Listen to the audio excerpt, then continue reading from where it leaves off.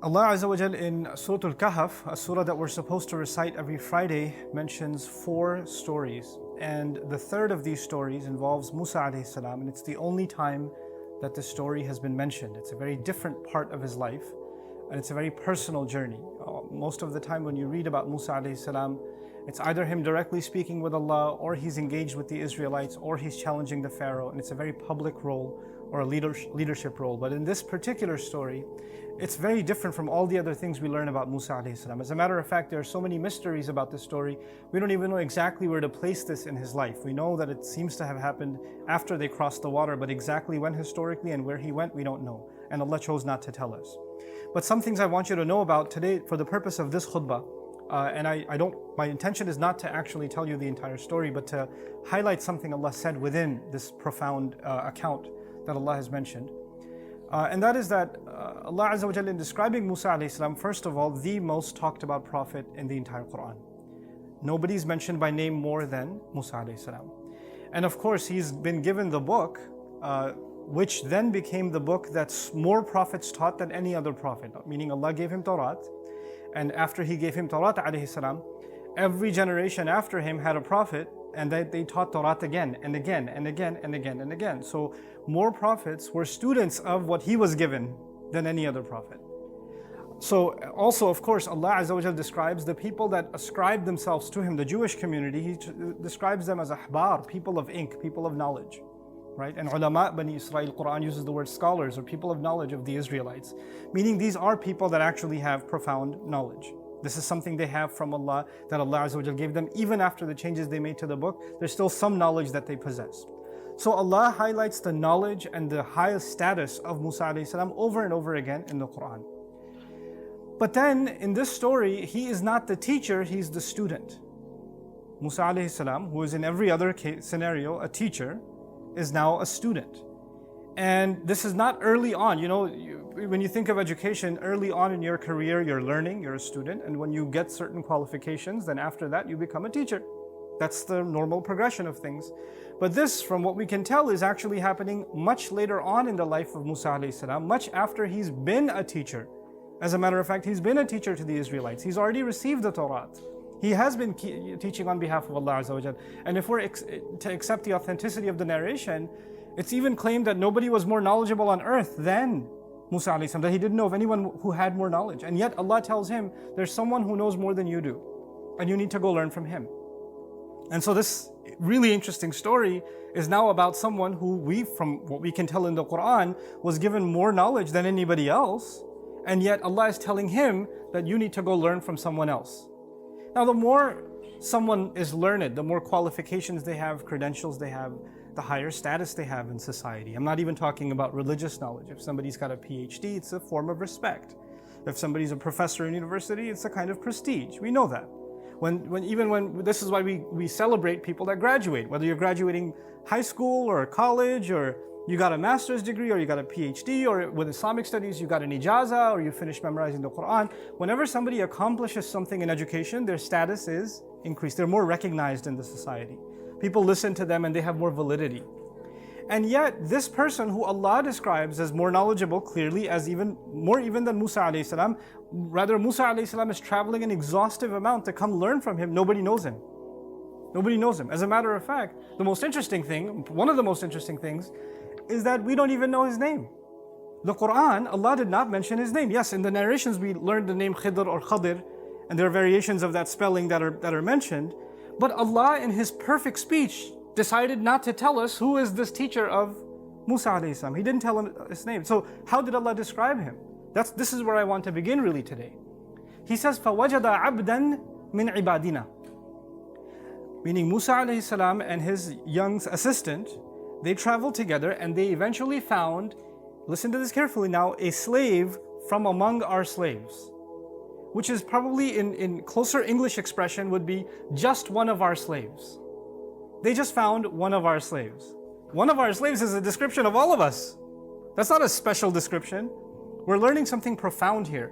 To Allah Azza wa Jal, the more someone gains knowledge, the more they are identified as just another one of Allah's slaves.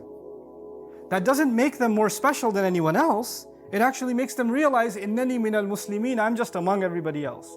I'm not superior to anybody else. You see, every other knowledge, when somebody gains it, somebody gets a degree, they kind of like get a little full of themselves. Like if they're going to a convention and they've got a PhD, they're not just going to say Abdul Karim, they're going to say Dr. Abdul Karim, comma, PhD. Wait, let me put the P with double marker and H and D, you know.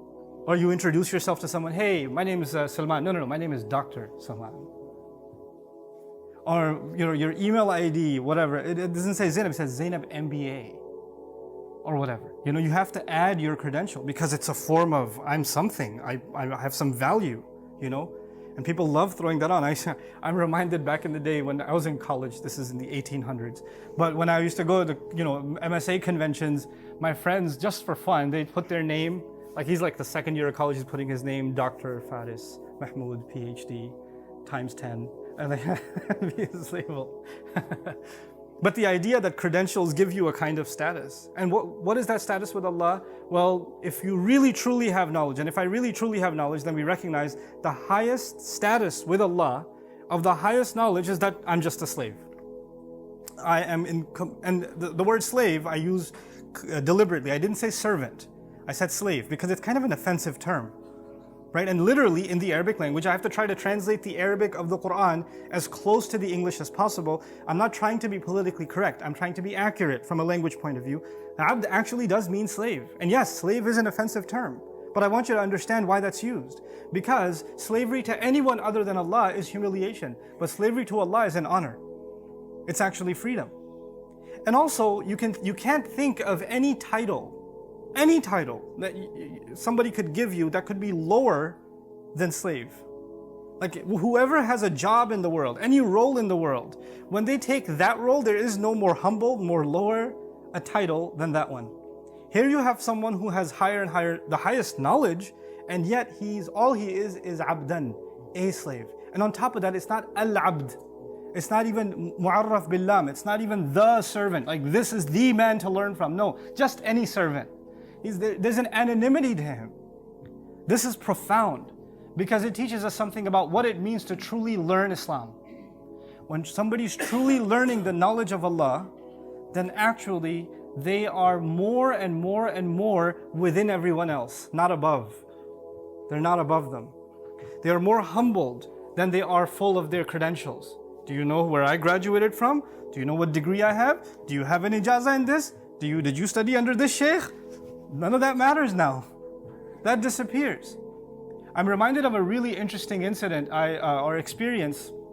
Almost over a year ago, I traveled to Oman and Sultanate Oman in Muscat, and we had a program there. There was a program that I attended in a masjid for about 7 days. It was an i'tikaf. There were about 500 of us that stayed there, and this was a steady program for just reflecting on the Qur'an. That's what it was. And there were rules for attending this program. And one of the rules was you have to leave your cell phone, astaghfirullah al-azim. You have to leave your cell phone with the custodians, and if there's an emergency, they'll contact them. But for 7 days, you don't have your phone. I don't even know how you can breathe without your phone anymore, but we did it somehow. So there's no phone with us. And the second thing was you can only mention your name, and you can only mention where you're from, but you can't say anything else about yourself. Nothing else. There were people there that were scholars of hadith. There were people there that were millionaires. There were people there that were shuyukh, mashayikh, that are teaching their whole life. There were people there that own 2 camels and that's their entire life is taking care of those camels. There were people there that were taxi drivers, but we don't know who's who. Nobody knows who's who. All you can say is, ismi kada wa kada wa ana min, and that's it. That's all. And you don't say, this is how old I am, this is what I do for a living, this is what my job is. Nope, nothing. And when you're going to discuss Qur'an, you can't even quote scholars or technical Arabic things or whatever, because that might give somebody a clue, this guy is a scholar. So you can't talk like that. You have to keep everything basic. This is part of the rules, right? And the vast majority of the people that attended I was probably one of the only few that wasn't a scholar. Like there were scholars in this audience. But it was an exercise in humility. It was a profound exercise in humility for 7 days. Just to be abdan min ibadina. Just to be that. Just to be a servant from within our servants. You see, Shah Waliullah Dahlwi rahimahullah said something beautiful. It stuck with me since I heard it in my youth. He described somebody who has true knowledge. He said, when a tree bears fruit, its branch is lower. When the tree bears fruit, its branch is lower. The idea meaning if you've truly borne the fruit of knowledge, then there's a humility that impacts you. You come lower. You don't think of yourself as higher. When somebody's questioning you, criticizing you, in your head you're not processing, who are you to ask me? Excuse me, what do you know? Are you even on YouTube? You're going to ask me? That's not what's going on in your head. That's not what's going on in my head. This is the attitude of abdan min ibadina. Now, Musa alayhi salam was given ilmul kitab. He was given knowledge of revelation. This is the next part of what I want to share with you. Musa alayhi salam was given Tawrat, which is the word of Allah. It's the Qur'an of that time. It's actually even in one place in the Qur'an described as another Qur'an. This is what they were given. So it's a profound, that's the word of Allah that he's learned. So how is he going to learn something more profound or different from the word of Allah? He already learned the word of Allah. So how is he learning from someone else? You see, there are two kinds of knowledge. There's two kinds of knowledge. There's the knowledge of Allah's words, and there's knowledge of reality. This is what we're going to learn in the story. There's knowledge of Allah's words, and there's knowledge of reality. And just because somebody has learned, profoundly learned, and internalized the knowledge of Allah's words, that doesn't necessarily mean they've been able to truly understand the knowledge of what? Reality. Those are two different things. And the scholar that he's going to learn from, he's been given the other knowledge, the knowledge of reality. He's been given that kind of not knowledge of the book. The knowledge of the book is with Musa alayhi salam, and it's profound knowledge. It's the height of knowledge, but this is a different kind of knowledge. And that's the other reason I wanted to highlight why is it that Allah Azza wa Jal mentions His humility so powerfully, and then adds وَآتَيْنَاهُ رَحْمَةً مِنْ عِنْدِنَا وَعَلَّمْنَاهُ مِنْ لَدُنَّا عِلْمًا. Listen to this part carefully. The first thing is, he's just one of our slaves. That's it. He's just one of our slaves. The second thing is, Allah especially gave him a mercy. And then says, and we taught him especially from our behalf. Meaning, Allah taught him what could not have been taught to anybody else by anyone else. Especially to him, some knowledge was given of reality. He was able to see reality in a way that we can't see. This was something especially given to him. But the thing I want you to focus on is, Allah Azza wa Jal mentioned that He gave him mercy before He mentioned knowledge. Mercy first, knowledge second. آتَيْنَاهُ رَحْمَةً وَعَلَّمْنَاهُ مِنْ لَدُنَّا عِلْمًا. Why is that important, that Allah gave him mercy? That Allah especially granted him a mercy? You see, this is what's called ataf bayan in Arabic. There are some kinds of knowledge that if you have them, there is no greater mercy on you than that knowledge. Like if you know it, your life becomes easier. If you know it, you'll be happy. If you know it, your troubles will go away. What greater mercy that your heart is not going to be at unrest, that you're not going to be afraid anymore, you're not going to be sad anymore, you're not going to be disturbed anymore. You're constantly in a state of blessings because Allah has given you a mercy from Him. And what is that mercy? Some special kind of knowledge of reality. This is the knowledge that he's been given that becomes a mercy for him. Now, how does that operate? I'm not going to tell you the story, but I want you to now, when you go home and you recite the story and read something of the translation or commentary on the story, think about these things. Allah Azza wa Jal takes us along with this journey that Musa alayhi salam came to him and says, "Ala an tu'allimani mimma 'ullimta rushda." Can I follow you? Because you can teach me some of the things you've been taught. And the first thing he says to Musa alayhi salam is, you don't possess the right prerequisites. When you join a university, you have to have prerequisites. He says, the qualification that's needed is sabr. You don't have it. إِنَّكَ لَن تَسْتَطِيعَ مَعِيَ صَبْرًا. You're not capable of being patient. You're not capable of holding back with me. You're not going to be able to handle it. This is too tough of a program.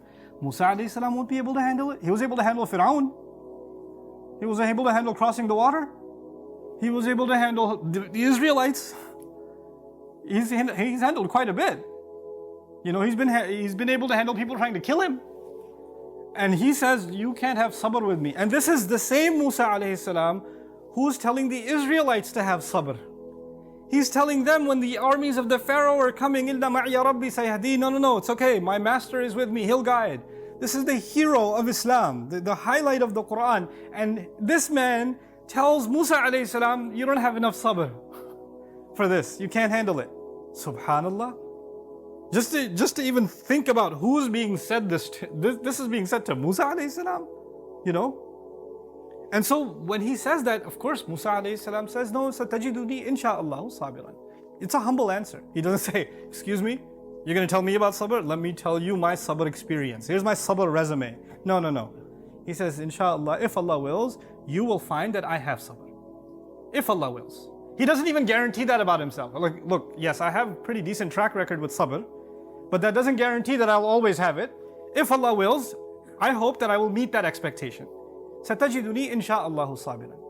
I want to spend the last few minutes of this khutbah talking to you about this knowledge of reality and how the sabr of Musa alayhi salam was tested, and why that knowledge of reality becomes a mercy. I want you to think of it this way. Reality is two things. It's what you can see and what you cannot see. Right now, I can see you. I don't see the two angels on your sides. I don't see them. You understand that? So but they're real, they're here. So there's a reality that we can see and there's a reality that we cannot see. When Laylatul Qadr happens, you look up at the sky, it's just the sky. But the unseen reality is the sky is completely covered with angels descending. تَنَزُّلُ الْمَلَائِكَ وَالرُّوحُ فِيهَا بِإِذْنِ رَبِّهِمْ مِنْ كُلِّ أَمْرٍ. That's an unseen reality. You understand? So there's a seen reality and there is an unseen reality. Now, this knowledge, what we see all the time, all of our opinions, our feelings, our thoughts are always impacted by what we see. Because that's what reality is to us, what you see on the news, what you experienced, what somebody said to you, what you felt. These are your realities. But there's another side to that reality. It's like a source code. It's like you see the front end of the app, but you don't see the code behind the app. There's a curtain, there's a veil Allah put. And Allah Azza wa Jal says on Judgment Day, فَكَشَفْنَا عَنْكَ غِطَاءَكَ فَبَصَرُكَ الْيَوْمَ حَدِيدٌ. That we are removing the curtain from you so you can see crystal clear now. Your vision is ironclad. In other words, now you don't just see what was visible. Now Allah is going to remove the veil and you can also see the unseen reality. The thing is, in most of our life, pretty much all of our life, we never know why Allah does what He does. We don't know. We don't know why you got into a car accident. We don't know. We don't know why you lost your job. We don't know why you got sick. We don't know why this problem happened or that problem happened. We don't know why your brother did so well in school and you failed. We don't know. We don't know why you're so short and your siblings are so tall. And you start asking yourself, why did Allah do this? Why can't He just tell me what He wants from me? Why doesn't He lift the curtain a little bit? So let me see what the secret was. What was the big plan? So if I just knew, well, maybe I'd be at ease. Because when you don't know, when a judge passes a verdict on you, the judge says you have to pay this fine. And you say, why should I pay this fine? And he says, no, that knowledge is in the unseen. I'm not going to tell you. When a judge passes a verdict on you and you don't know why, then you become at unrest. You're like, I can't accept that. I need an explanation. I can't have that explanation be hidden from me. What Allah does in this story is He shows Musa alayhi salam there's always an explanation. But Allah decided, وَمَا كَانَ اللَّهُ لِيُطْلِعَكُمْ عَلَى الْغَيْبِ. Allah has decided that He is not going to be informing you of what's happening in the unseen. Behind everything seen, there's something happening that is unseen, and He has decided not to tell you. In this story, what Allah decided to do is imagine there's a curtain, and Allah lifted it, through His teacher, just a little bit, so you can get a glimpse, a little bit, you can see what's happening behind the scenes. So you understand there's always something happening, but He doesn't lift it all the time. This is a special knowledge given to Khizr alayhi salam, which is a special mercy to him. He doesn't give that to He didn't even give it to Musa alayhi salam. Meaning this is a reality He doesn't even open to His messengers alayhi salatu wasalam. That's the lesson we're learning here. So when Musa alayhi salam sees that people that are just earning a decent living and the only way they can make a living is a boat that they work on is being damaged by his teacher, like, what are you doing? This is messed up. How can you do this? What could possibly justify this? And he's told you you're not going to handle this. This is not the kind of course you can take and survive. You don't have the patience for this. Meaning he doesn't have the patience to see injustice and just stand by. Musa alayhi salam, when he sees injustice, he gets upset. When he sees two people fighting each other, he doesn't just stand there, he goes and fixes it. When he sees women struggling to feed their animal, he goes and helps. When he sees an innocent boy being killed, or he sees a ship being sunk for no reason, of course he's going to have a problem. And this became his test of sabr. In other words, when you and I see unfairness in your personal life, in your circle, when you see unfairness done towards you or done towards others, and you start questioning, why is this unfairness happening? This isn't right. That can't be a good thing. And you start, it agitates you, it really bothers you. It's at that point that those words of Khidr alayhi salam to Musa alayhi salam are, أَلَمَ قُلْ لَكَ إِنَّكَ لَن تَسْتَطِيعَ مَعِيَ صَبْرًا. Didn't I tell you this education, this knowledge is not easy to acquire. You don't have the patience for this. This is why it's not given to everyone. You can't handle this. And he even made the statement, وَكَيْفَ تَصْبِرُ عَلَى مَا لَمْ تُحِطْ بِهِ خُبْرًا. How in the world can you be patient over something you have no knowledge or experience of? There's an experience of the unseen. Allah did not open up that experience to us. We can't possibly experience it. We have to be humble and just sit back and say, Allah knows and we don't know. Wallahu ya'lamu wa antum la ta'lamun. Allah knows and you don't know. Eventually, when Musa alayhi salam was taught, okay, these are the things you couldn't bear. This is what was really going on. This was Allah's plan behind each of the events that took place. When that's described, then actually we realize this is one of the most important parts of knowledge that if we don't humble ourselves to, if we truly don't humble ourselves to, then there's no point considering yourself and myself someone who wants to learn about Allah's deen. Let me say that again. When we give ourselves completely to Allah's plan, that means we've humbled ourselves before Allah. We've trusted our teacher, who is Allah, and we've trusted the road He's taken us on. Even if that road becomes uncomfortable, our trust in Him doesn't go away. And that's not easy to do. If that wasn't even easy to do for a messenger like Musa alayhi salam, وَكَلَّمَ اللَّهُ مُوسَى تَكْلِيمًا, the one who spoke to Allah directly, it wasn't even easy for him to do. That means it's not easy for you and me to do. This is one of the hardest things we have to do in life, is to actually be able to just be okay with Allah's plan. Is to know at the end of the day, there is a larger plan. Now, please don't misunderstand what I'm trying to get across in this khutbah. I am not saying that when people treat you unfairly, and when people do wrong to you, or you see wrong happening, that you shouldn't say anything, it's Allah's plan. I'm going to take the sabr approach and not say anything. That's not what's being said. It's being said about things that are out of our control. When things that are happening that are out of our control, there's always a plan in place. There's always something happening that is from Allah. And us standing up for justice, us speaking out against the wrong that is happening, is an obligation we have on ourselves. But this is beyond that. That's obvious. That's common sense. That's something that most of the Qur'an talks about. But there's an attitude before Allah Azza wa Jal that we have to humble ourselves. I have to really, really acknowledge in myself that I'm not going to question Allah. I'm not going to say, Ya Allah, I don't see the sense behind this plan. I don't get it.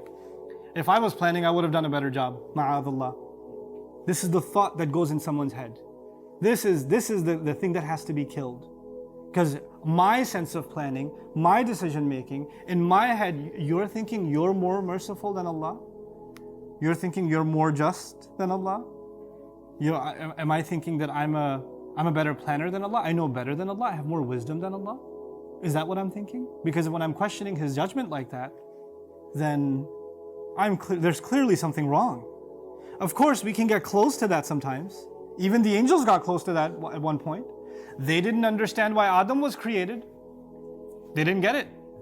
They even asked Allah Azza wa Jalla, تَجْعَلُوا فِيهَا مَنْ يُفْسِدُ فِيهَا وَيَسْفِكُ الدِّمَاء. Are you going to put on the earth someone who's going to cause corruption and spill blood? We don't get it. But immediately, as soon as they said this, because they don't understand, it's okay. We can ask Allah, Ya Rabb, I wish I understood why this is happening. Give me contentment to deal with what is happening. That's okay. But immediately, what did the angel say? وَنَحْنُ نُسَبِّحُ بِحَمْدِكَ وَنُقَدِّسُ لَكَ. And by the way, you're perfect. We're not questioning your perfection. We don't get it, but that doesn't mean that you're making the wrong decision at all. That's humility. That's to be a abd of one of the ibad of Allah. Abdan min ibadina. And this has nothing. On the one hand, you could have knowledge of the book. You could know the Arabic language and have memorized the Qur'an and have studied hadith and you know all of those things. But this isn't there. Contentment with Allah's decree is not there. Contentment with it. Knowing that what Allah has done is better. Knowing that what Allah has done has wisdom behind it. Knowing what Allah has done, Allah is a better planner than you and I will ever be. And there's good in it. Maybe that good is, sometimes a plant grows within a couple of days. Sometimes a plant grows in 20 years. Right? So the seed that you're experiencing now, we don't know the good of it will come now or it will come 100 years from now. We don't know that. That's Allah's plan. That we can't have any knowledge of that. This is not something Allah Azza wa Jal decided to tell us, you know. And so Allah even in Surah Al-Imran, when Muslims were going through a difficult time, and this is the last thing I'll leave you with, Allah Azza wa Jal told the Muslims this. When they were questioning, you know, when we lost in Uhud, when we experienced tremendous loss in the Battle of Uhud. And Allah Azza wa Jal noticed that Muslims are even starting to ask, why did this happen to us? Why did we experience it? We have the Messenger of Allah with us, sallallahu alaihi wasallam. We're the believers that we've sacrificed with him. How can we experience this? Allah says, وَتِلْكَ الْأَيَّامُ نُدَاوِلُهَا بَيْنَ النَّاسِ. These are the days we flip up and down between people. وَلِيَعْلَمَ اللَّهُ الَّذِينَ آمَنُوا. So Allah could know who truly believes. It's easy to believe when you're winning, isn't it? I want to see who really believes when you're what? You're losing. First time I studied this ayah, I used to live in New York. And back then, astaghfirullah, I was a New York Knicks fan. And if you know anything about the New York Knicks, Spike Lee is at every game. Or I don't know if he still is, but he was at every game. And he's got this giant, those shahada fingers, and he's waving. They could be down by 40 points. He's a believer. They call him a true believer. Right? Whether you're winning or not, he's got faith. 3 seconds left in the game, 40 points down, and he's waving the shahada finger. You know, because that's his faith. Well, you know what? That's why they call him a true believer. The idea being, when we are going through difficult times, that's actually when Allah wants to see whether we believe or not. That's actually when faith is truly, you know, not just tested, graded. Think of it as graded. That's what your actual grade is. Are you content with Allah at that time? So he says, I just want to know who truly believes. I want to see your faith in action. I want to see it put to the test. Another place he says, ما كان الله ليذر المؤمنين على أنتم عليه حتى يميز الخبيث من الطيب. Allah will not leave you just comfortable the way you are. He won't. He'll give you a tough time until He can distinguish the filthy from the good and pure. وما كان الله ليطلعكم على الغيب. And Allah will not be telling you what's going on behind the scenes. He will not be telling you the real plan. He said that Himself. This is the humility that is profound, so profound that even a messenger had to travel to learn it.